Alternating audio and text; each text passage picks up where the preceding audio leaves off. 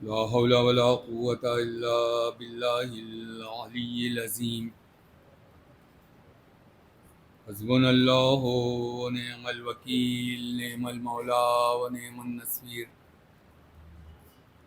رب اشرح لي صدري ويسر لي أمري واحلل عقدة من لساني يفقهوا قولي. أعوذ بالله من الشيطان الرجيم. بسم الله الرحمن الرحيم. الحمد لله رب العالمين والعاقبة للمتقين والجنة للموحدين والنار للملحدين، والصلاة والسلام على سيدنا ونبينا مولانا بالقاسم محمد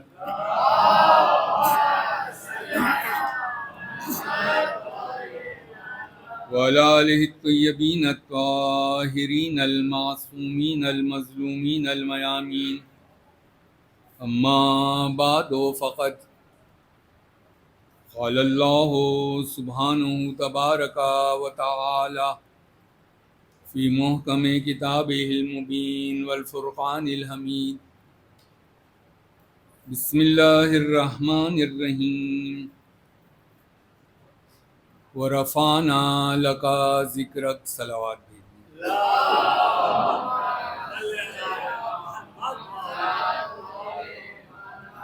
اب رات سے گزارش ہے کہ ایک بار سورہ الحمد اور 3 بار سورہ قل واللہ پڑھ کے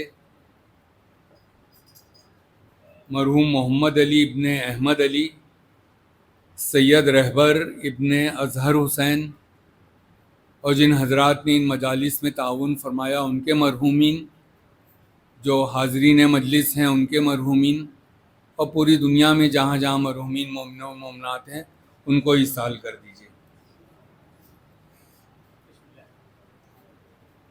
صلی علی محمد وعلی محمد.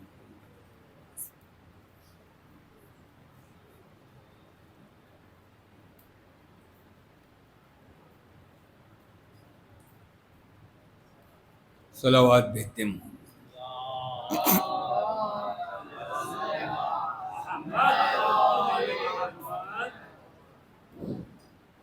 عشرہ اولیٰ کی طرح ہمارے آپ کے درمیان باہمی ربط کو مضبوط کرنے کے لیے جو روز مجلس میں ہوتا تھا وہ آج میں پھر کہہ رہا ہوں کہ آج کا بیان اپنے عنوان اور اپنی تاریخ کے لحاظ سے بہت اہم ہوگا، خصوصاً نوجوانوں کے لیے. اس لیے میں بچوں سے اور نوجوانوں کو اور زیادہ قریب آ جائیے تاکہ بات کو سننے سنانے اور سمجھانے میں آسانی ہو. اور آ جائیے بیٹا، قریب آ جائیے، صلوات پڑھتے ہوئے اور قریب آ جائیے.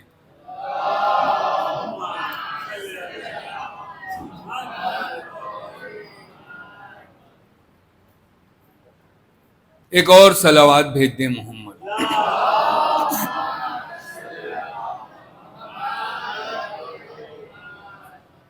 ارشاد خلاق کائنات ہو رہا ہے کہ رفعنا لک ذکرک. اے محمد و آل محمد، ہم نے تمہارے ذکر کو رفعت بخشی، اور یہ رفعت، یہ بلندی، یہ اونچائی ہم نے اس لیے عطا کی کہ تم نے ہمارے ذکر کو تقویت دی. تو اب ہم یہ چاہتے ہیں کہ ہمیشہ تا قیامت تمہارا نام، تمہارا ذکر جو ہے آسمانوں کی بلندیوں سے بھی اونچا رہے. صلوات بھیج دیں محمد و آل محمد.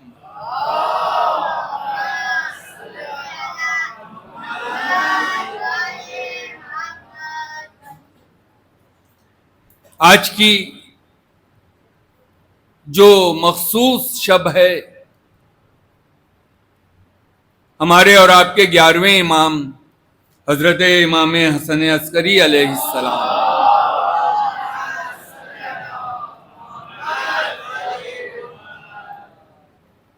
دیکھیے میں یہ بات واضح کرنا چاہتا ہوں کہ 3 لفظوں پر مشتمل جس آیے کریمہ کی تلاوت کا شرف میں نے حاصل کیا وہ رفعنا لکا ذکرک، تو بیان بھی اتنا ہی مختصر ہوگا. اگر میری کمزور آواز کو طاقت دینے کے لیے آپ نے بلند ترین صلوات بھیج دی تو انشاءاللہ بیان اپنے وقت کے اندر ختم ہو جائے گا. سلام.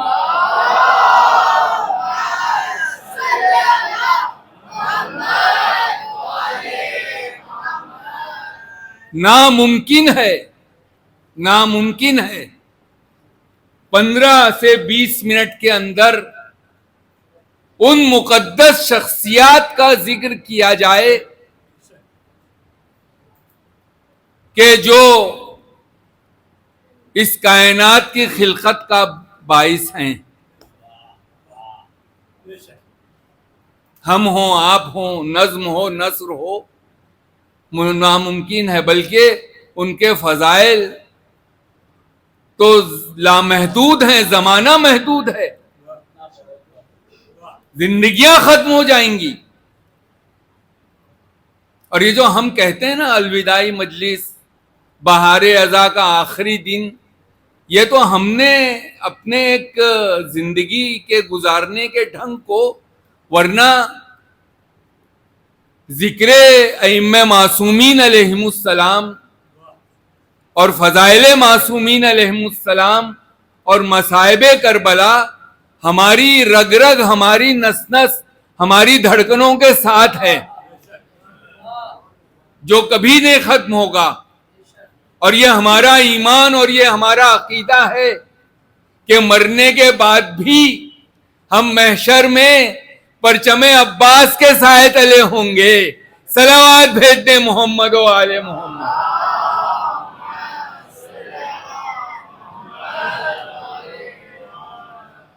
آپ نے 2 مہینے 8 دن جو عزاداری میں مصروف رہے، ظاہری طور پر ہم اس کو آج آخری شب کہتے ہیں، جبکہ آخری شب نہیں ہوتی ہے غم حسین کی.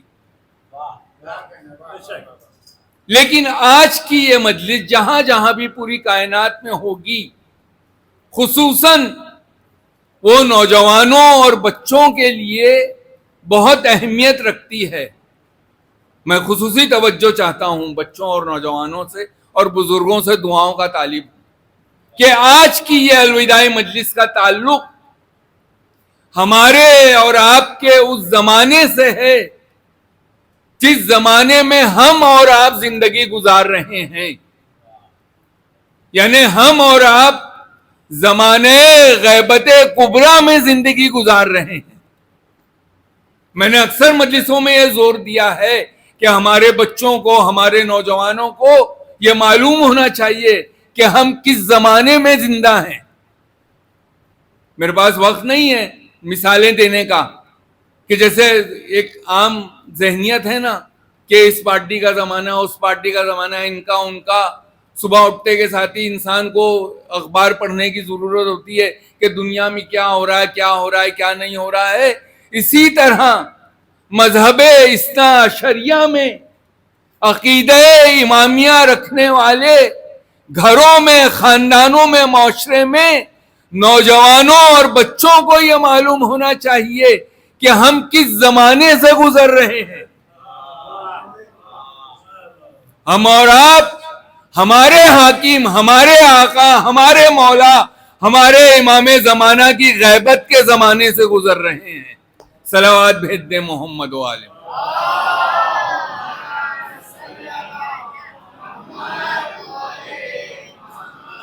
اور وہ زمانہ غیبت کبریٰ کا زمانہ کہلاتا ہے. یہ ایک بڑا وسیع عنوان ہے اور یہ سوال بھی بڑا ہی ہماری شیعہ زندگیوں کے لیے اہم ہے، جس پہ کافی لکھا جا چکا ہے، کافی پڑھا جا چکا ہے. میں صرف وہ سوال بچوں کے حوالے کر کے آگے بڑھنا چاہتا ہوں کہ وہ سوال یہ ہے کہ زمانہ غیبت کبریٰ میں شیعوں کی ذمہ داری کیا ہے؟ آپ یقین جانیے، شاید آج آپ کو تقریر کا کچھ انداز بدلا ہوا نظر آئے ٹریک سے ہٹ کے، لیکن آج کی تاریخ کا تقاضا ہے کہ اس قسم کے عنوانات کو اجاگر کیا جائے۔ مولوی صاحب بیٹھے ہیں، آپ ان سے تائید کروا لیے کہ اگر ہم اپنے بچوں اور نوجوانوں کو یہ بتانے میں کامیاب ہو گئے کہ زمانے غیبت کبریٰ میں ہماری ذمہ داریاں کیا ہیں، تو پھر ہم صحیح مومن بھی ہوں گے، ہم صحیح عزادار بھی ہوں گے، ہم صحیح شیعہ بھی ہوں گے، ہمارے عقیدے بھی اچھے ہوں گے، ہمارے اعمال بھی اچھے ہوں گے، اور ہم امام کی نظروں میں امام کے سامنے سرخرو بھی ہو سکتے ہیں۔ اس زمانے کو سمجھنا اتنا ضروری ہے۔ ہر گھر میں، ہر خاندان میں، ہر معاشرے میں، ہماری شیعہ سوسائٹی میں اپنے نوجوانوں اور بچوں کی ذہنی تربیت کرنے کی ضرورت ہے، دنیاوی تربیت کی ضرورت نہیں ہے۔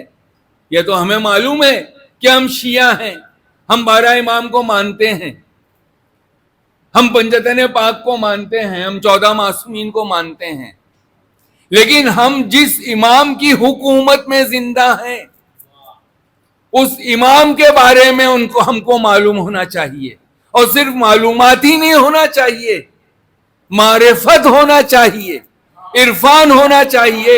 اسی لیے ارشاد فرمایا ہے کہ جو بھی اپنے زمانے کے امام کی معرفت حاصل کیے بغیر مر جائے گا وہ جاہلیت کی موت مرے گا، اور جاہلیت سے مراد علماء نے یہاں کفر لیا۔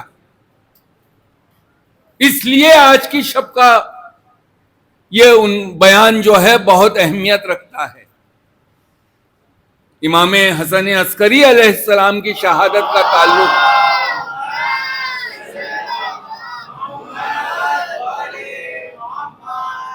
زمانے غیبت کبریٰ سے بڑا مضبوط ہے۔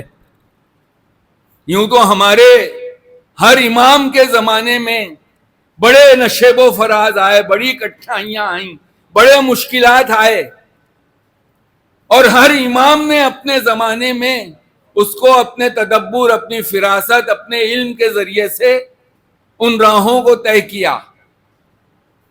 ظلم کا سامنا رہا، لیکن حالات الگ الگ رہے، عنوان ایک ہی رہا، ظالم و مظلومی۔ اسی لیے اسی طرح ہمارے اور آپ کے 11ویں امام کا زمانہ بھی نہایت ہی پورا شوب گزرا، نہایت ہی سختیوں بھرا گزرا۔ اس کا علم ہونا ہمارے بچوں کے لیے بہت ضروری ہے۔ جس دور سے، جس مشکلات سے، جس نشیب و فراز سے، جن سختیوں سے ہمارے 11ویں امام اپنے خداداد صلاحیتوں سے، اپنے علم کے ذریعے، اپنے فراست کے ذریعے، اپنے اقوال کے ذریعے، اپنے امامت کے ذریعے، اپنے معجزات کے ذریعے گزرے ہیں، ان کا علم اگر ہو جائے گا تو زمانے غیبت کبریٰ کو سمجھنے میں آسانی ہوگی۔ ایک بار مل جل کے صلوات بھیج دیں محمد و آل۔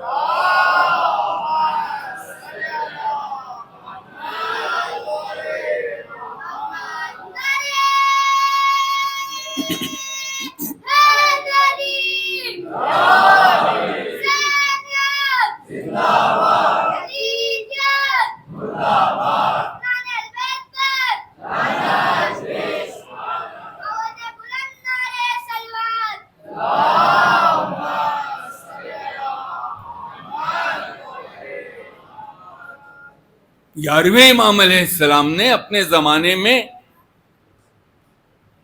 اپنے بعد آنے والے اپنے بیٹے امام زمانہ علیہ السلام کی اور ان کی غیبت کی کس طرح حفاظت کی ہے۔ آپ کو تھوڑا مشکل لگے گا یہ عنوان، لیکن آج کی شب اس طرح کے عنوان کو بیان کرنے کی ضرورت ہے۔ اس لیے میں ہاتھ جوڑ کے گزارش کروں گا کہ میں بہت ہی اختصار سے کام لوں گا، لیکن آپ کو امام زمانہ علیہ السلام کا واسطہ ہے کہ میری گفتگو کو غور سے سنیے تاکہ ہم سب اس سے مصاب ہوں۔ ایک صلوات بھیج دیں محمد و آل محمد۔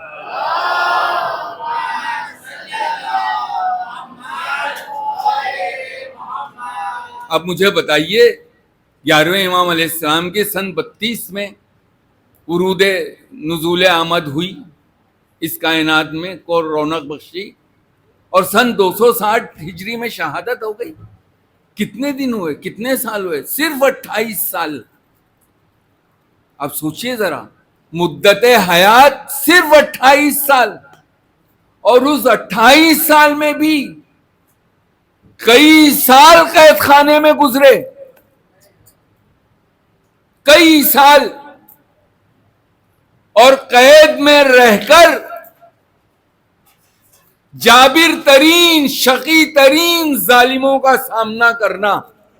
میں صرف اشارے کرتے ہوئے گزروں گا، وقت نہیں ہے تفصیلات کو بیان کرنے کا، کہ 28 سال کی عمر بچوں یاد رکھیے، اور 28 سال کی عمر میں بھی زیادہ تر زمانہ حیات جو ہے قید خانے میں گزرا۔ اب آپ مجھے بتائیے کہ قید خانے میں رہ کر ظالم ترین حکمرانوں کے سامنے، جو اپنے آپ کو بادشاہ کہتے تھے، خلیفہ کہتے تھے، ان کا سامنا کرنا، پہلے ان کے ظلم کا سامنا کرنا۔ صرف آپ حضرت کی کٹھنائیاں اور مشکلات کو ایک ایک جملے میں سنتے جائیے تو آپ پہ زمانے غیبت کبریٰ کی اہمیت جو ہے روشن ہوتی چلی جائے گی، کہ قید خانے میں رہ کر امامت کی ذمہ داریاں سنبھالنا، شیعوں پہ زندگی کو تنگ کر رکھا تھا عباسی خلفاء نے، یعنی بنی امیہ کے زمانے سے جو مختلف اماموں کے دور میں آتے آتے 11ویں امام تک ڈھونڈ ڈھونڈ کے شیعوں کو مارا جاتا تھا، کاٹا جاتا تھا۔ معاشی مشکلات، اکنومیکل مشکلات پیش کر دی تھیں، شیعہ بھوکے مر رہے تھے۔ امام کے بہت سارے واقعات میں کیا عرض کروں، ہر جملہ زبان روکتا ہے، آپ یقین جانیے کہ دیر ہو جائے گی۔ بہت سارے 11ویں امام کے زمانے میں آپ کو بہت سارے ایسے واقعات ملیں گے کہ شیعوں نے اپنے امام کو خط بھیجا، امام نے فرمایا، ان کی مدد کی، قید خانے میں رہ کے شیعہ بھوک سے تڑپ رہے تھے، ظالموں نے شیعوں پہ زندگی کو تنگ کر رکھا تھا۔ اب آپ بتائیے، قید خانے میں رہ کے ایک مظلوم امام اپنے شیعوں کی دیکھ بھال کر رہا ہے، یہ ایک چوتھی ذمہ داری۔ آپ کے زمانے میں جس ملعون نے آپ کو زہر دغا سے شہید کیا، وہ انتہائی، میں کیا عرض کروں، میں پھر عرض کر رہا ہوں کہ پوری کئی مجلسیں اگر معتمد کے حالات، اس کا نام معتمد عباسی تھا۔ بچوں یاد رکھیے، آپ کے جو پروگرام ہوتے رہتے ہیں نا وہ معلومات کے، اس میں کام آئے گا کہ معتمد عباسی نے آپ کے اور ہمارے 11ویں امام کو زہر دیا۔ نہایت عیاش، نہایت لاپرواہ، بس حلال حرام کی بس یوں سمجھیے کہ یزید کا ثانی تھا۔ بڑی تفصیل سے اس کے حالات لکھے ہیں، بڑا بے غیرت تھا۔ ایسے عیاش، ظالم، سفاک حکمران کے سامنے اپنی امامت کو، اپنے چاہنے والے شیعوں کو اور اپنے بعد آنے والے امام زمانہ کی حکومت کو بچانا، یہ 11ویں امام علیہ السلام کا کارنامہ تھا۔ ورنہ وہ تو ظالم چاہتے تھے کہ 11ویں امام علیہ السلام کی زندگی میں ہی 12ویں امام کو قتل کر دیا جائے۔ وہ بھی ایک عنوان ہے، وہ چاہتے ہی نہیں تھے کہ 12ویں امام اس کائنات میں تشریف لائیں، وہ بھی ایک موضوع ہے۔ تو ایسے سخت ترین حالات میں اپنے چاہنے والوں کی نگرانی کرنا، ان کی دیکھ بھال کرنا، ان کا خیال کرنا، مسائل کو حل کرنا، اور عباسی حکمرانوں نے جو سیاست کا نیٹ ورک بچھایا تھا اس کو اپنے علمی، امامت علمی کے ذریعے ان چالوں کو کاٹنا کتنا سخت تھا، آپ بتائیے 11ویں امام علیہ السلام کے۔ اور ایسے حالات میں آپ نے نہایت ہی شاندار طریقے سے اپنی ذمہ داریوں کو نبھایا، اور آپ کے بعد آنے والا آفتاب امامت ابھر کے رہا۔ صلوات بھیج دیں محمد و آل محمد پر۔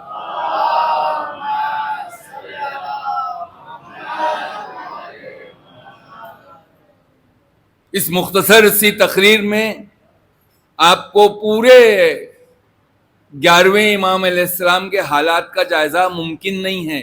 میں چھوٹے چھوٹے جملے، چھوٹے چھوٹے ٹپس کے ذریعے صرف اپنے بچوں کو متوجہ کرنا چاہ رہا ہوں کہ آپ حالات پڑھیے اماموں کے، خصوصاً 11ویں امام کے، تاکہ آپ کو یہ جاننے میں آسانی رہے کہ ہمارا زمانے غیبت کبریٰ میں کیا فرض ہے۔ بہت آسانیاں ہو گئیں، اب تو یہ بھی نہیں کوئی کہہ سکتا ہے کہ نہیں صاحب وہ تو جو دینی درسگاہوں میں یا حوض علمیہ میں لوگ پڑھنے جاتے ہیں صرف انہی کا حق ہے کتابیں پڑھنا، ہم بڑی بڑی کتابیں۔ بالکل نہیں، آپ کے ہاتھ میں دنیا آپ کی مٹھی میں، آپ یہ اپنا موبائل نکالیے، اور میں سمجھتا ہوں کہ زندگی کا زیادہ تر حصہ اب یہ موبائل ہی کم وقت کھا لیتا ہے، تو آپ اس سے فائدہ اٹھائیے نا۔ علم آپ کے ہاتھوں میں ہے، آپ ضروری نہیں کہ آپ لائبریریوں میں جائیے یا وہ حوض علمیہ میں جا کے پڑھیے۔ آپ نیٹ پہ سرچ کیے حضرت امام حسن عسکری کے حالات ہر زبان میں، دیکھیے آپ کو پوری تفصیل مل جائے گی، آپ کو علم آ جائے گا، آپ کو معرفت آ جائے گی، آپ کو عرفان ملے گا، اور آپ کو یہ سمجھنے میں آسانی ہوگی کہ زمانے غیبت کبریٰ میں ہم کو کیسے زندگی گزارنا چاہیے۔ ایک مل جل کے صلوات بھیج دیں محمد و آلہ۔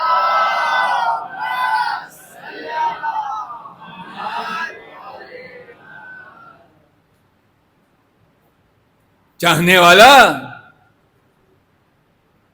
اپنی تکلیف کو، ایک یہ ہوتا ہے کہ ہم اپنے کسی دوست یا کسی رشتہ دار کے پاس اپنی تکلیف بیان کرنے گئے، جب انہی نے تکلیف سن لی ہمارا نفس اس کے سامنے ذلیل ہو گیا، تب مدد کی۔ لیکن امام وقت وہ ہوتا ہے، امام حقہ وہ ہوتا ہے، امام مطلقہ وہ ہوتا ہے جو سائل کے بیان کرنے سے پہلے اس کی حاجت کو پوری کر دیتا ہے، اس کو حسن عسکری کہتے ہیں۔ صلوات بھیج دیں محمد و آلہ محمد۔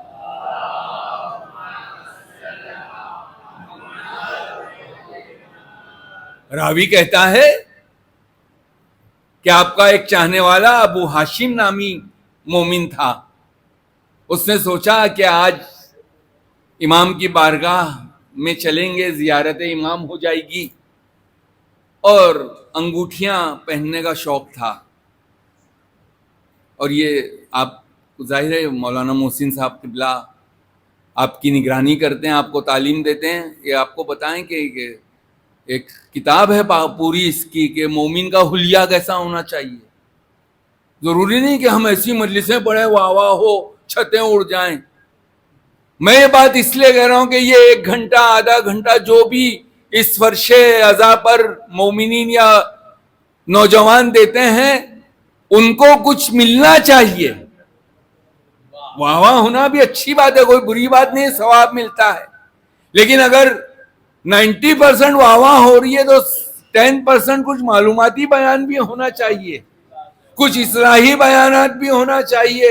ہم کو یہ تو معلوم ہو کہ بھائی مومن کا حلیہ کیسا ہونا چاہیے۔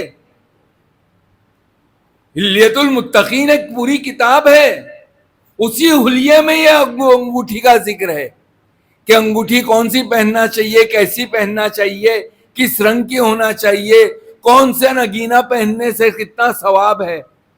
آپ یقین جانیے، آپ علماء سے پوچھیے کہ ایسے ایسے نگینے حضرات معصومین علیہ السلام نے بتائے کہ یوں آپ نماز پڑھیے تو اتنا فائدہ ہے، اس عقیق کو، در نجف کو، فیروزہ کو اماموں کے بتائے ہوئے پتھر پہن کے پڑھیے تو 70 گنا ثواب زیادہ ہو جاتا ہے۔ تو یہ جو دنیا کے فیشن میں، دنیا کی مادیت میں ہمارے بچے ڈوبنے کی کوشش کر رہے ہیں، ان کو دنیا کی گمراہ کرنے والی مادیت کے ماحول سے نکال کے روحانی چینل میں انٹر کرانے کی ضرورت ہے۔ صلوات بھیج دیں محمد و آل محمد.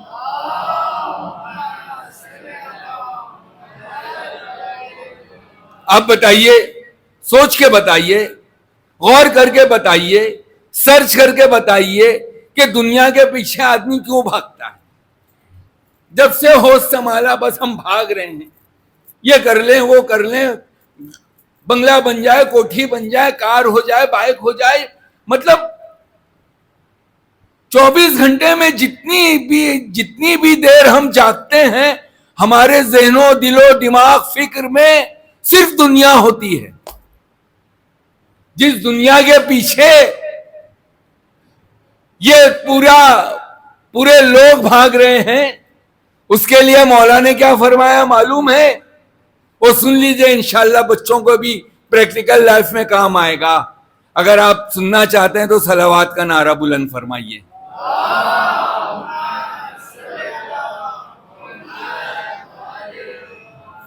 جتنا تم دنیا کے پیچھے بھاگو گے, غور سے سننا بچوں, جتنا تم دنیا کے پیچھے بھاگو گے دنیا تم سے آگے بھاگتی جائے گی. اور یہی ہم دیکھ رہے ہیں, دنیا آگے بھاگ رہی ہے, ہم پیچھے بھاگ رہے ہیں. 30 سال کے ہو گئے, 40 سال کے ہو گئے, 60 سال کے ہو گئے, 70 سال کے ہو گئے, بس دنیا کے پیچھے بھاگ رہے ہیں. یہ بھی ہو جائے, وہ بھی ہو جائے. سینکڑوں کی تمنا تھی, سینکڑوں مل گئے تو ہزاروں ہو جائیں, ہزاروں کی تمنا تھی تو لاکھوں ہو جائیں, لاکھوں کی تو کروڑوں ہو جائیں. وہ ہم سے آگے بھاگ رہی ہے, اسی میں موت آ جاتی, آنکھیں بند ہو جاتی ہیں اور دنیا ہم کو نظر نہیں آتی. اسی لیے مولا نے کہا کہ دنیا بڑی ذلیل ہے, بڑی پست ہے, بڑی ادنا ہے, بڑی دھوکے باز ہے. اس لیے مولا علی نے دنیا کو 3 بار طلاق دی ہے. صلوات بھیج دیں محمد و آل محمد.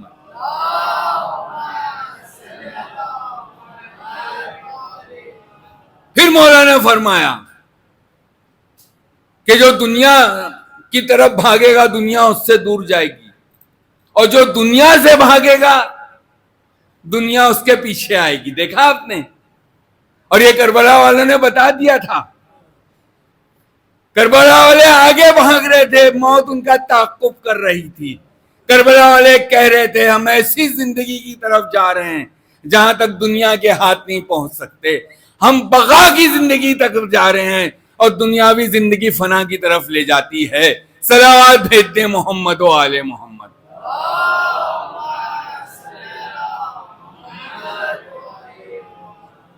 دنیا حاصل کرنا کوئی بری بات نہیں ہے, لیکن ضرورت بھر حاصل کیجئے.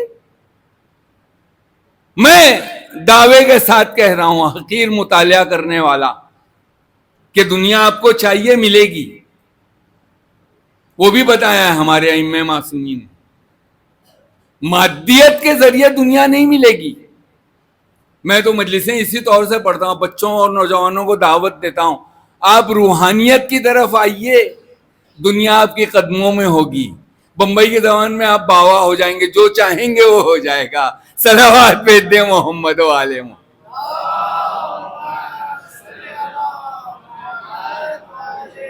اور روحانیت کی طرف آنے کے لیے پہلا منزل ہے, پہلا زینہ ہے علم. علم حاصل کریں گے تو عرفان بڑھے گا, عرفان بڑھے گا تو معرفت بڑھے گی. یہی 11ویں امام علیہ السلام نے فرمایا کہ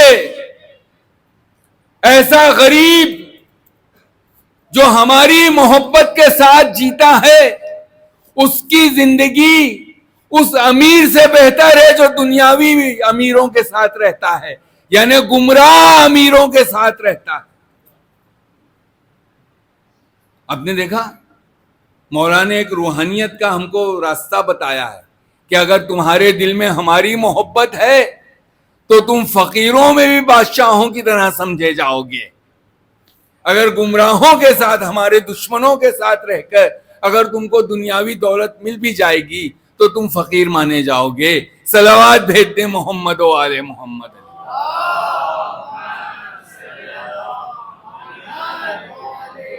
بس میرا وقت ختم ہو گیا. میں صرف ایک بات بچوں سے کہنا چاہتا ہوں, ہاتھ جوڑ کے گزارش کر رہا ہوں, یہ جو 2 مہینے 8 دن آپ نے محبت امام حسین میں عزاداری میں گزارے ہیں, اس کو سنبھال کے رکھیے گا. یہ 2 مہینے 8 دن ایسے نہیں آتے ہیں کہ چلے جائیں اور اس کے بعد ہم بھول جائیں، دنیا کی رنگینیوں میں کھو جائیں۔